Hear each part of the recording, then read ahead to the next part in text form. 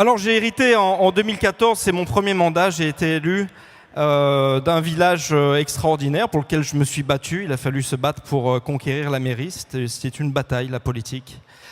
Et en fait, je me suis retrouvé à la tête d'un village qui est endetté à hauteur de 1 200 000 € pour 320 habitants.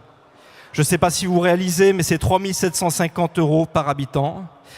Alors je ne remercierai pas la politique régionale d'aménagement solidaire qui nous promettait 80% d'aide et qui finalement n'en a accordé au précédent conseil que 40. Voilà.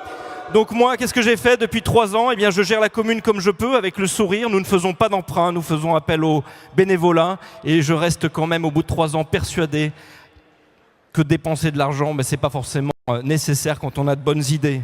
Voilà. J'avais rencontré une fois au Sénat l'ancien ministre de l'économie, Emmanuel Macron. Et alors j'avais couru après lui et j'avais dit Monsieur le ministre, je suis maire d'une commune super endettée, je viens juste d'arriver, aidez-moi, je vous en supplie. Alors il y avait son directeur de cabinet adjoint à côté qui s'appelait Emmanuel Lacresse, et je lui ai parlé de l'endettement du village.